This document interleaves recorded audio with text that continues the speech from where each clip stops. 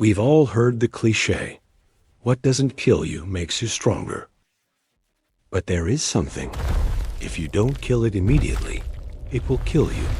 It doesn't just get stronger, it replicates. In medicine, we call this metastasis. In Greek mythology, it bears an ancient name, the Lernaean Hydra.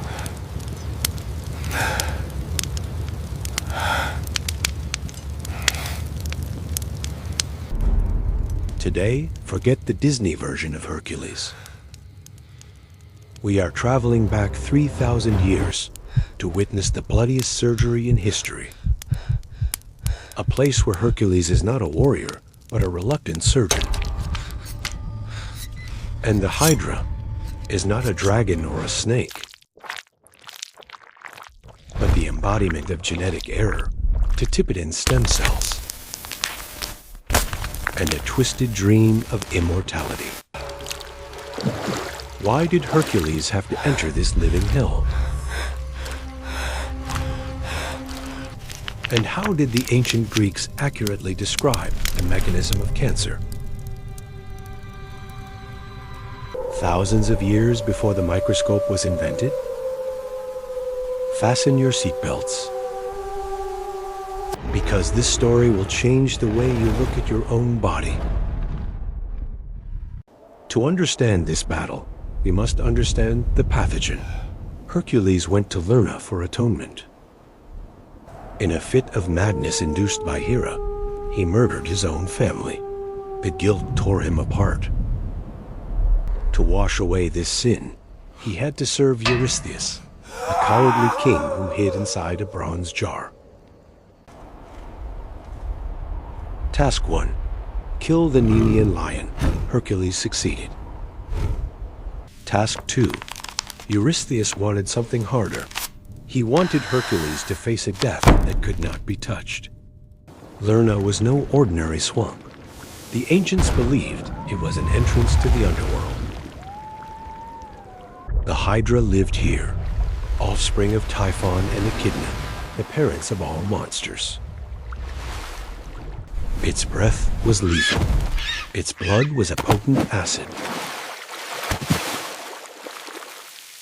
From a scientific perspective, if Greek society is a body, Lerna was a festering wound.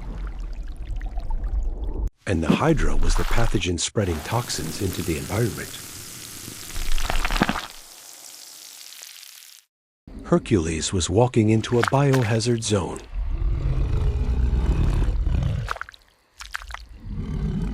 Hercules arrives. He orders Iolaus to wait. He fires flaming arrows to draw the beast out. And there it is, a biological nightmare. 9 snake heads on a massive body. Hercules does what he does best, violence. He swings his club with godlike force. Smash! One head is crushed. Hercules smiles, but not for long. Stop. What just happened? Why does cutting one head spawn 2? Normal cells die after 40 divisions. But the Hydra hacks the system. It has no hayflick limit.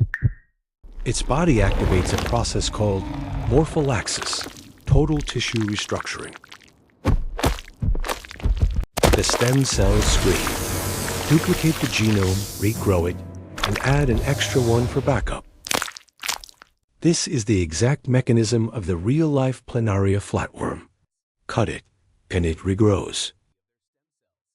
Hercules is facing a creature where the concept of death does not exist.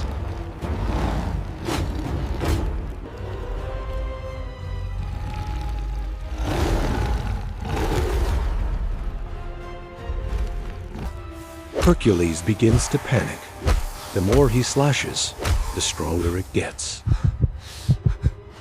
This is a perfect metaphor for incomplete tumor resection. Trauma stimulates aggressive growth. To make matters worse, Hera sends a giant crab crawling up from the swamp. It clamps onto his foot. Why a crab?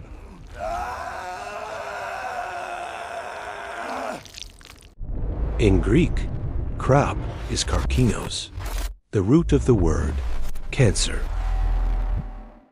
Hippocrates used this term because swollen veins around a tumor looked like crab legs. Hercules crushes the crab, but he realizes he is losing. He needs technology. He screams for Iolaus. Bring the fire, now. Hercules changes tactics. He is no longer alone. He swings his sword. Black blood sprays out. And Iolaus immediately applies the burning torch to the open wound.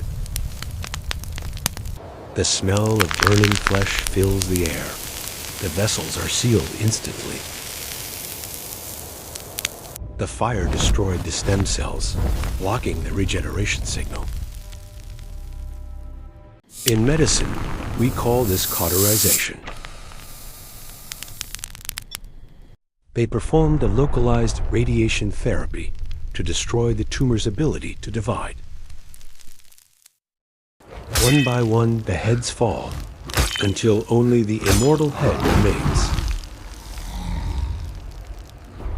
Hercules slices off the immortal head, but true to its name, it does not die. It lies on the ground, its eyes still staring with pure hatred. Hercules buries it deep underground beneath a massive boulder.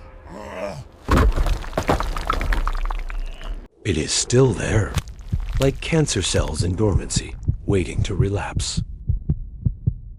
Hercules dips his arrows into the Hydra's poisonous blood. Ironically, these arrows would later lead to the agonizing death of Hercules himself. Just like chemotherapy, we kill the disease, but the body suffers from the toxins. Is modern humanity opening a Pandora's box with gene editing technology? Are we seeking immortality or turning ourselves into the tumors of the earth?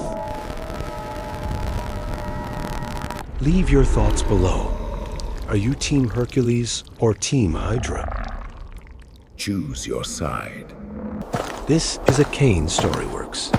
Thanks for joining this mythological surgery.